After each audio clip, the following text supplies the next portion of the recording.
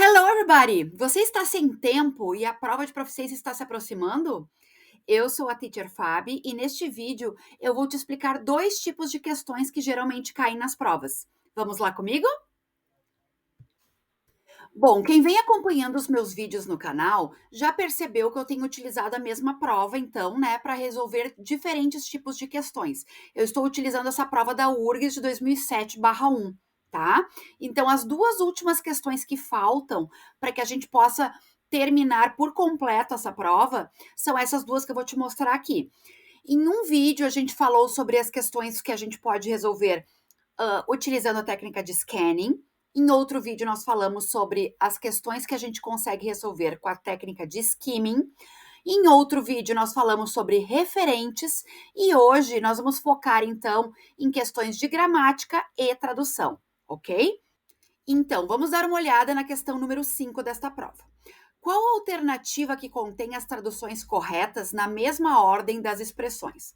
Apesar de no enunciado estar escrito aqui contém as traduções corretas, este exercício nada mais é do que um exercício de gramática.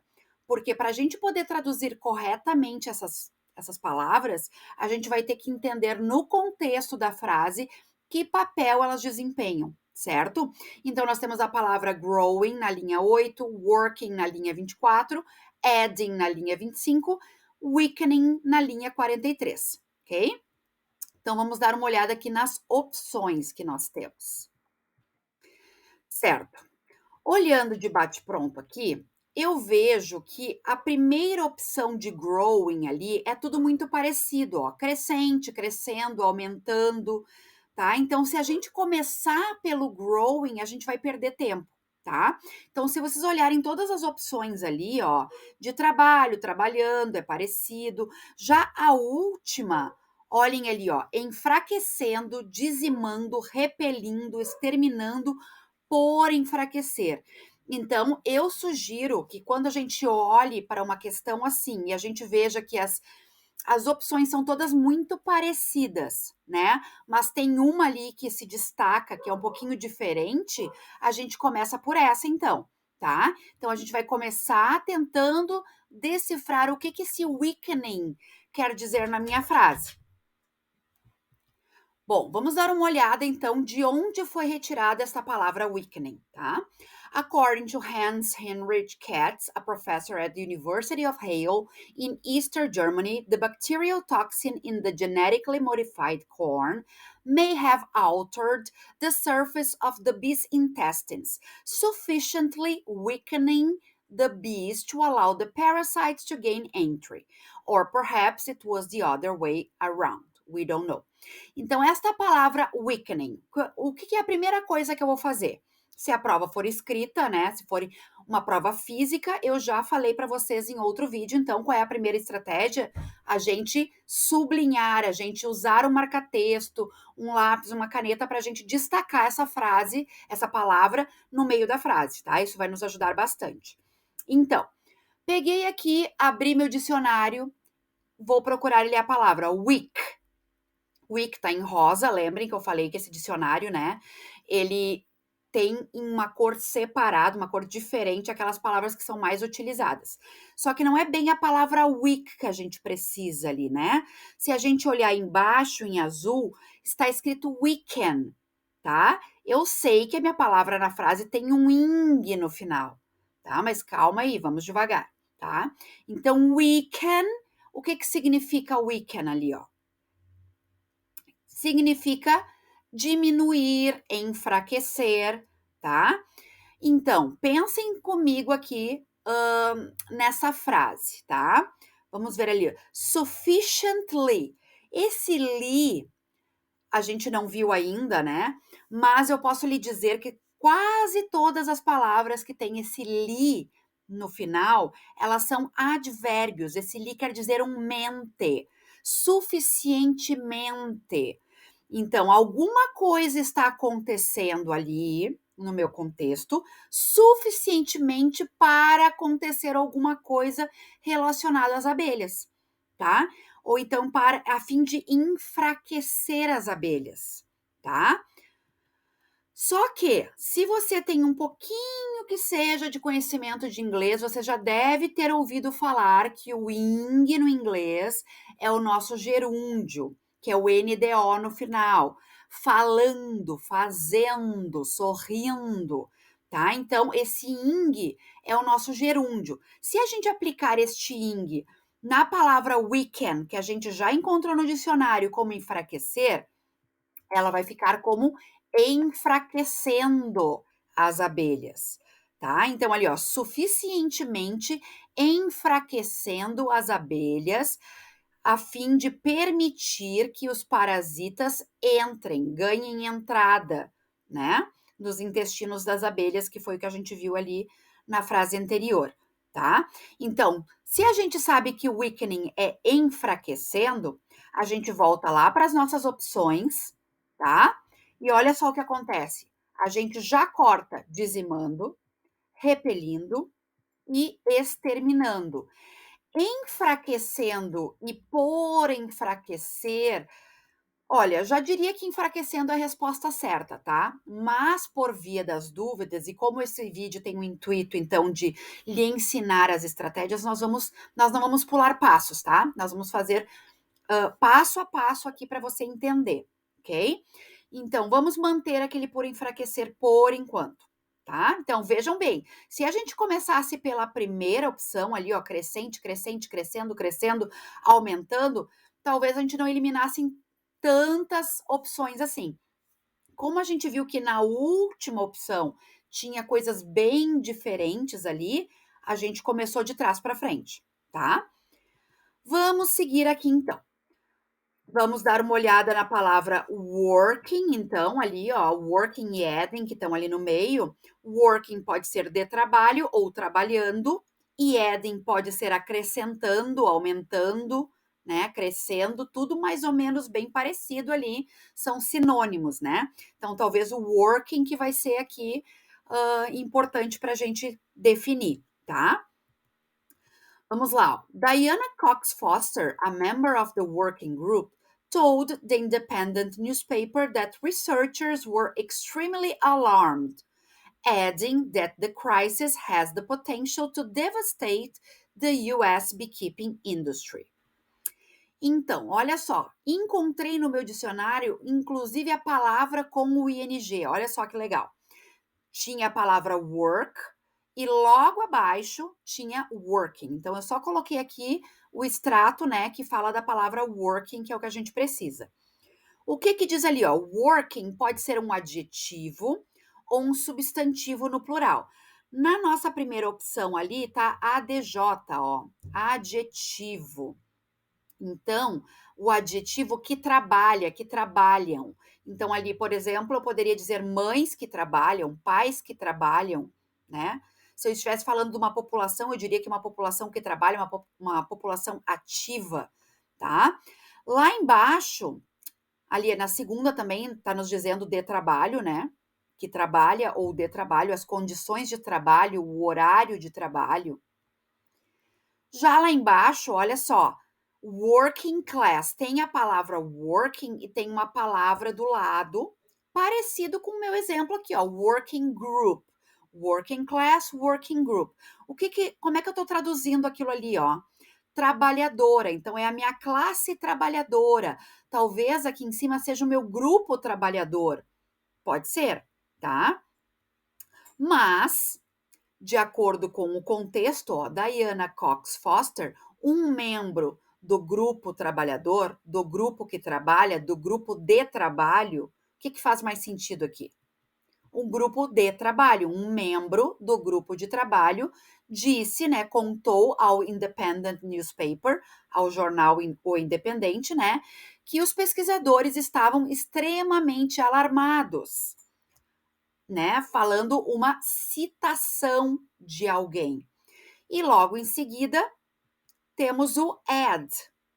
Add, procurando no dicionário, eu não encontrei com ing, mas aí a gente vai ter que se apropriar de algumas informações que a gente já tenha para conseguir definir o que pode ser esse adding, né? Então, add ali, ó, V de verbo, então quer dizer adicionar, acrescentar, né?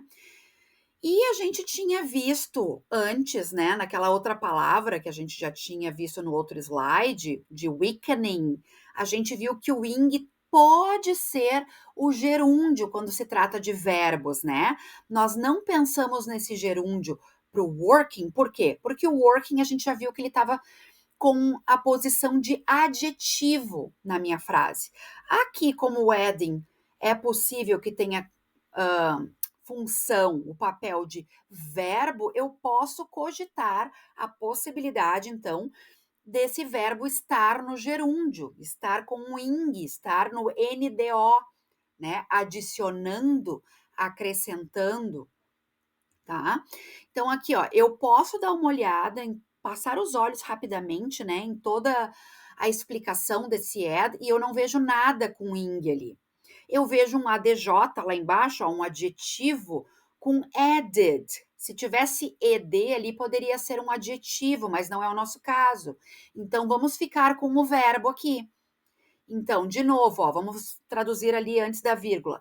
Contou ou disse ao jornal O Independente que os pesquisadores estavam extremamente alarmados. Fecha a citação, adicionando, acrescentando, então, né, que a crise has the potential, tem o potencial de devastar a indústria apicultora dos Estados Unidos, tá? Então, aqui, ó, nós estávamos vendo, analisando o working e o wedding, para que a gente pudesse lá, né, matar todas as nossas outras opções de resposta. Então, a gente viu que o working aqui é um adjetivo, é um grupo de trabalho, e o adding, então, é acrescentando que a crise tem o potencial de devastar, blá, blá, blá, né? Então, voltamos lá para as nossas opções. Ficamos, anteriormente, nós tínhamos cancelado já essas três e ficamos em dúvida da A e da E. Mas a gente viu que aquele working não é trabalhando, e sim de trabalho. Então, entre a A e a E, olha o que aconteceu. Eu eliminei a E, fiquei com de trabalho. E, obviamente, o crescente está certo, tá? Mas, digamos que você ainda estivesse com dúvida, digamos que você começou de frente para trás e não de trás para frente, como eu fiz aqui neste vídeo, né? Vamos dar uma olhadinha, então, como é que você chegaria à conclusão de que é crescente, tá? Ó, another possible cause, according to Hefker, is the controversial and growing use of genetic engineering in agriculture, tá? Procurei no meu dicionário, achei a palavra growing, inclusive com o ing já. Olha que maravilha, né? Achei a palavra grow e embaixo já tinha growing com o ing. E ali tá me dizendo que growing é um adjetivo, tá? E esse adjetivo quer dizer o quê? Crescente, cada vez maior. Então, outra possível causa, de acordo com o Hefker, é o uso controverso e crescente, ou o uso controverso e cada vez maior de engenharia genética na agricultura, tá?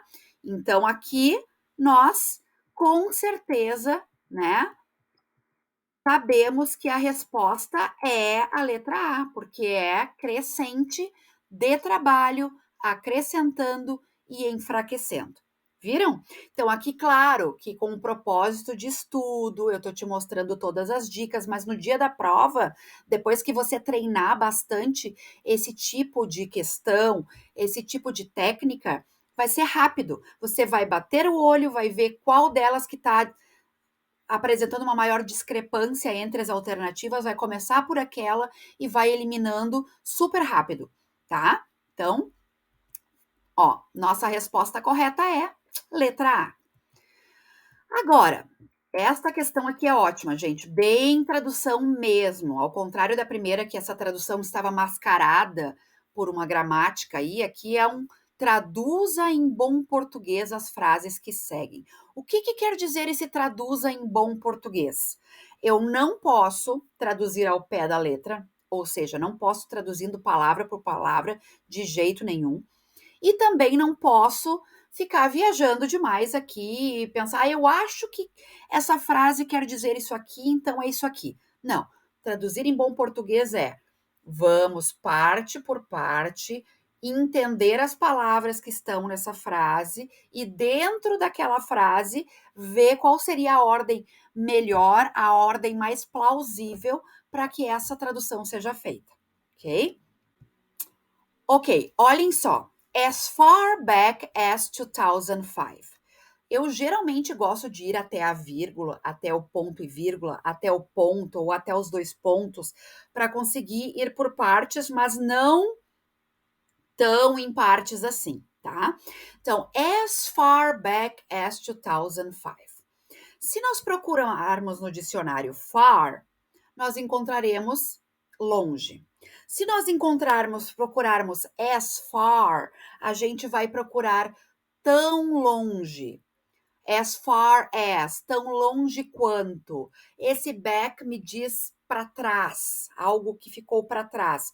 Então, olha só, tão longe para trás quanto 2005. Essa seria uma tradução terrível, uma tradução completamente pobre, né? Que não está em bom português. Mas então, ó, tão longe quanto 2005. Como é que eu posso traduzir isso? Eu vou traduzir como em 2005. Viram? É assim que a gente faz a tradução. A gente tenta entender as palavras, palavra por palavra, mas dentro de um pequeno contexto, a gente verifica o que, que faz mais sentido ali, tá? Então, as far back as 2005 significa em 2005. O Hefker, que é este cidadão aqui, deixa eu escrever o nome dele, que é complicadíssimo, né? Hefker ended up, não, ended, desculpa, não tem nenhum up ali. Hefker ended an article he contributed to a journal with an Albert Einstein quote. Paramos aqui. Então, o Hefker ended. Talvez você saiba, já que end é fim, né? Porque aparece nos filmes the end, o fim.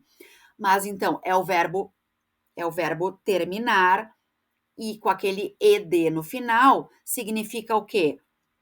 Terminou, finalizou, tá? Ah, como é que eu sei isso? Porque a gente que vai se preparar para uma prova de proficiência, a coisa mais importante que a gente tem para fazer é compreender os tempos verbais, tá? Para que eu vou ficar pesquisando no dicionário o que que é ended, se eu sei que end é terminar, finalizar e eu sei, porque eu já estudei que ed é passado. Então aqui, ó, Hefker finalizou ou terminou, qualquer um dos dois tá bom aqui. An article, o que seria an article? Um artigo. He contributed to a journal. Ele contribuiu. De novo, eu sei que o ed é passado, eu sei que contribute é contribuir. Se eu não soubesse, eu procuraria no dicionário e veria que está contribuir. Então, ed contribuiu. Hefker finalizou, terminou um artigo, ele contribuiu para a journal. Aqui tem uma coisa bem importante. Journal. Journal é aquilo que a gente chama de false friend, um falso cognato, um falso amigo. Ele parece, mas não é. Journal não é um jornal aquele que você vai no mercadinho e compra para ler as notícias. Journal são aquelas revistas acadêmicas que quem está no meio, como você que está assistindo esse vídeo, já no meio acadêmico, de graduação, pós-graduação, se preparando para o mestrado, doutorado, você sabe que um journal, então, são aquelas revistas acadêmicas. Então, ele contribuiu para uma revista acadêmica, talvez não precisaria exatamente dizer que é acadêmica, acho que só a revista já estaria bom, para uma revista acadêmica com an Albert Einstein quote, com quote, provavelmente você não sabe, procurando no dicionário lá, o que quer dizer quote? Citação. Com uma citação de quem? Do Albert Einstein. Com uma citação do Albert Einstein. Tá, vamos dar uma lida tudo que a gente fez aqui. Em 2005, Hefker terminou um artigo, ele contribuiu para uma revista acadêmica. Tá estranho, não tá? Então, aqui a gente toma a liberdade de colocar um que foi omitido na frase. Em 2005, Hefker terminou um artigo que ele contribuiu para uma revista acadêmica com uma citação de Albert Einstein. Agora faz sentido, tá? Ah, mas onde é que eu tirei esse que? Quando a gente tem o início ali de uma frase que é um sujeito, tipo he, a gente tem a liberdade, enquanto está escrevendo em inglês, de omitir esse that, que é um pronome relativo que junta duas ideias, como eu falei no vídeo anterior, tá? Então, ele foi omitido aqui porque realmente não é necessário para a gente compreender na parte do inglês, tá? Mas no português traduzindo, a gente sente essa falta de alguma coisa ali, de algum elemento, que é o que a gente colocou ali e viram que fez sentido então, né? Então, Albert Einstein, 2 pontos. Vamos para baixo então.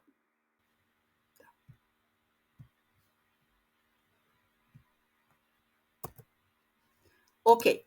Então, abre aspas. If the bee disappeared off the surface of the globe, then man would only have 4 years of life left. Ok, vou até onde? Vou até a vírgula. If the bee, se a abelha, ou, tá, vamos traduzir como está aqui, depois a gente faz os ajustes. Se a abelha desaparecer, ed passado. E eu tô falando assim, fazendo uma suposição. Se a abelha desaparecesse,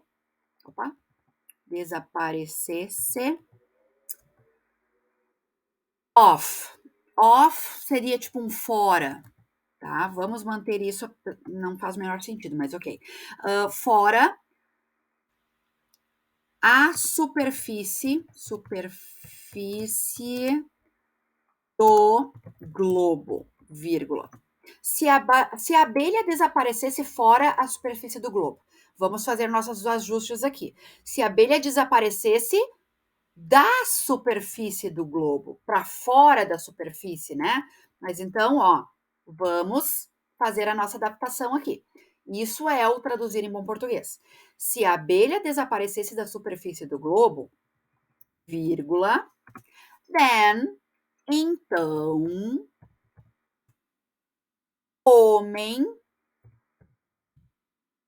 would only have, would com o verbo have, como a gente já viu num vídeo anterior, o would seria o complemento ali, iria. Tudo que a gente colocar com o would tem uria no final. Então, would have teria, mas nós temos aquele only no meio ali, apenas, somente. Então, homem teria apenas ou somente 4 years of life left. 4 anos de vida sobrando. Tá. Se a abelha desaparecesse da superfície do globo, então homem teria apenas 4 anos de vida sobrando. Tá feio isso aqui, tá? Então, como é que a gente vai arrumar aqui? A gente vai tomar a liberdade de botar o homem ou a espécie humana, talvez. Então, o homem, entre parênteses, eu vou botar aqui a espécie humana, espécie humana, teria apenas somente 4 anos de vida sobrando. Esse sobrando não há a menor necessidade da gente manter aqui na nossa frase, fica muito feio, tá?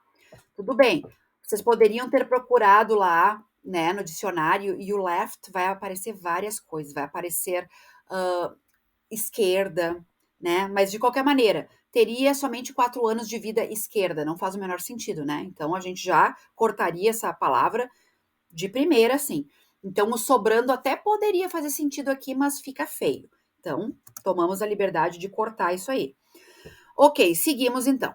No more bees, no more pollination, no more plants, no more animals, no more men.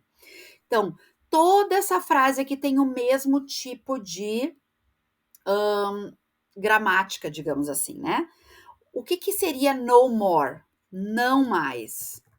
Não mais abelhas, não mais polinização, não mais plantas, não mais animais, não mais homem. Esse não mais fica terrível. O que que é parecido com não mais em português? Sem, se a gente não tivesse mais. Então, o que que eu vou fazer aqui? Eu vou adaptar esse não mais para sem. Sem abelhas, sem polinização, sem plantas, sem animais, sem o homem. Eu vou botar o homem porque é a ideia de raça humana, né? O homem como espécie humana, ok? Fecha aspas. Então, temos aqui a nossa tradução, bem bonita, traduzida em bom português, tá? Então, vamos recapitular desde o início, ok? Em 2005, Hefker finalizou um artigo que ele contribuiu para uma revista acadêmica com uma citação do Albert Einstein. Se a abelha desaparecesse da superfície do globo, então o homem, a espécie humana, teria apenas somente 4 anos de vida. Sem abelhas, sem polinização, sem plantas, sem animais, sem o homem. O que nós aprendemos então com este vídeo de hoje, gente? Tempos verbais são extremamente importantes para que a gente não perca tempo durante a tradução, durante a procura no dicionário. Não há necessidade de parar para ver que NG é NDO, né? Gerúndio, ou que ED é passado, ou seja, terminou, fez, né? Então, tempos verbais, você precisa estudar os tempos verbais, reconhecê-los nas frases, fazer exercícios, treinar bastante isso, tá? Outra coisa que a gente percebeu também com este vídeo, que é extremamente importante, traduções. Traduções, a gente tem a liberdade de fazer adaptações e a gente não pode traduzir ao pé da letra, palavra por palavra. A gente pega chunks, a gente pega pedaços, tá? Vocês viram que eu gosto sempre de pegar ali até a vírgula, até o ponto, até os 2 pontos, tá? Então, a gente pega chunks, pedaços, e traduz ali, que nem que nem a gente traduziu o as far back as 2005, né? Não faria o menor sentido a gente traduzir cada palavrinha como a gente encontrou no dicionário, tá? Então, ó, tempos verbais extremamente importante e técnica de tradução, tá? De traduzir pedaços por pedaços, fazer adaptações para que fique mais compreensível o meu extrato ali que eu traduzi, certo? Espero que você tenha gostado desse vídeo, que ele tenha sido de extrema importância para você nos seus estudos. Nos vemos no próximo. Bye, bye!